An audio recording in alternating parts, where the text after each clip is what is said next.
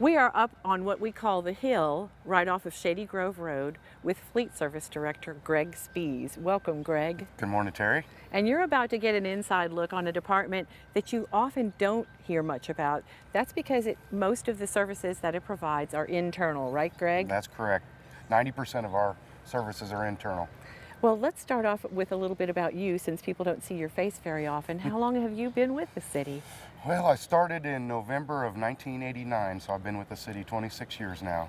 And Fleet Services has seen a lot of changes and improvements over that time. It's night and day. We've come from out of the archives into the new technologies, and there's been a lot of changes. And that would be a neat topic for another segment too. But today we're going to focus on selling city surplus items, which some people know a lot about, and some people have no idea that the city on a regular basis is selling surplus equipment and vehicles. That's correct. We buy new vehicles all the time. We're replacing old equipment, and so to try to recover the cost of some of the vehicles and whatever we have left value-wise in them, we're trying to receive that back to put into the city's budgets. So it is taxpayer cash back. That's correct. Excellent. So are there any regulations and rules for selling city surplus? Yeah, Terry, the state law requires us to sell any surplus items by competitive bidding in a public auction setting. So we have to be careful that we make sure that we cross all our T's and dot all our I's. Now, in the early years, there were actual physical surplus auctions, right? That's correct. We started out, when I first started, we used to have sealed bids, and they would just put it in the newspaper that we were selling something, so then people would put in a sealed bid.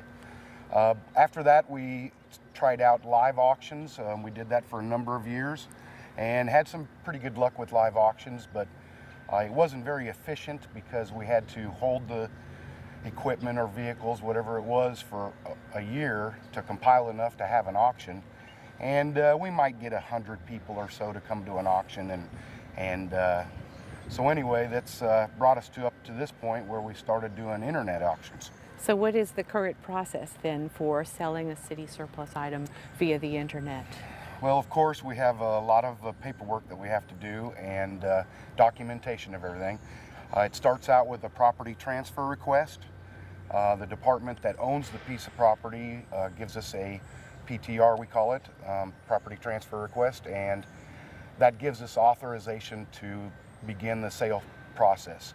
After that, we have to get all titles and bills of sales and all the paperwork that goes along with selling anything, and keep it all documented so that we can safely sell anything that we have. Okay, well, very good. So you get all of the online work done, and what type of payments do you accept online? Well, we have to be careful. We can't actually get any personal checks, but we do accept cash, of course, and we can take cashier's checks. And also with the internet sales, we can use PayPal, which is a nice feature because people can use their credit cards or other forms of payment like that through PayPal. Well, that's convenient. So from that point, where do the proceeds go? Well, the proceeds all tie back to the PTR. Whoever owns the piece of equipment, whichever department it is, they have an account number, and those funds go back into that account number. We code it and we take it to finance, and it goes back into that department's account. Well, I'm sure the departments appreciate that, since they had the initial expenditure. Yes, and we have a lot of enterprise funds that act as a business, like sanitation and our water and sewer utilities. That money is regulated to go back into that fund. We can't use it for anything else. Then what is the process if an item doesn't sell? Well, we do have some items that we've tried to sell numerous times and lowered the prices, and it didn't sell. So we do a lot of recycling of metals and aluminums, and also if it comes right down to it, we do have some things that we just have to throw away. If they don't have any value, then it's something that we might have to throw away. But we try to get any recycling materials we can out of it. or we take some things to the electronic recycling down at the sanitation department. And for you environmentally minded folks out there, Fleet Service is famous for recycling or repurposing just about everything they possibly can. That's correct. With these vehicles, we try to repurpose them, and like I said, we were one of the first ones to start recycling metals, and it brings in quite a bit of money for the city. So that brings us to, where do we find online the city's items for sale? I get that question all the time. Our website, the eBay website, you can actually just go in and type city surplus into the text box at the front top, and it will bring up our items because we list everything as city surplus. But you can also search by our user ID, which is SURSALE 349, and that's SURSALE 349, and it'll bring up just our items. But the best way to do it, which I'm proud of Terry for, is our city's website has an email notification program, and I believe, Terry, that the eBay or our auction site is the second highest email notification after job postings. That is exactly right. There are a lot of people that have a high interest in those surplus items, and so every time a new surplus item is posted, if you e-subscribe because you're interested in city surplus, you're going to get a notification, right? That's correct. You get an email stating that we have listed something for sale, and it gives you a link that you can go to get to it. So all you have to do to sign up for those notifications is get on the website again. That's correct, and you go to the How Do I section and go down to email notifications. Simple as that. The How Do I section of the city's website, which again is cityhs.net, you can find literally everything there if you're not sure how to look it up. That's correct. We also have a page for the Fleet Service Department, and it also has a link to eBay and GovDeals, which is another site we use. So there's a lot of ways to get to the surplus items that Greg just described. So let's talk about the fun stuff. What are some of the items that we'll be looking at today that are currently for sale, at least at the time of this taping? Well, as you can imagine, Fleet Service, we deal with vehicles and equipment, so there's all types of vehicles and equipment, and we like to say there's everything from bicycles to bulldozers. That's literally the case. We have bicycles in the police department all the way up to bulldozers in street department or utilities. So we actually have several of the vehicles here for sale, and we have a lot of pickup trucks, as you can imagine. We have backhoes, sanitation trucks, so we have some specialty vehicles, dump trucks.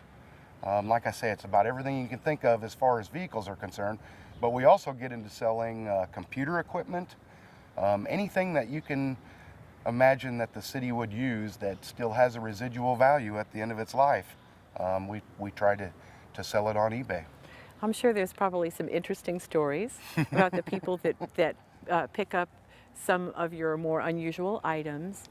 How about the most expensive item that's been paid for through city surplus? We sold a boring machine, a directional boring machine that bores for putting in water lines. A company out of Missouri came up and purchased it for a little over $87,000. That's fantastic. That doesn't happen every day. Yeah, you wouldn't think that we could get that much out of surplus equipment, but there's a lot of companies out there looking for that type of stuff. Which shows that it's a worthwhile effort. You know, it's definitely the green thing to do, but there are people out there that can continue to use the city's surplus for a number of years to come. That's right, and it helps out their business. They don't have to put up the major capital that you have to do for a brand new one, and it still has some useful life in it. So that's good for them and good for us. And some businesses purchase almost nothing but surplus so that they can save on the front end. That's correct. Right, so it's a win-win for everyone involved. Greg, if people have any questions about the city's surplus items or how to sign up to get notified via email about surplus items that come up for sale, how can they reach the Fleet Service Department? Well, like we suggested, you can go to the city's website and you can get to my email address or ask the website. You can put in a question on the website to get it.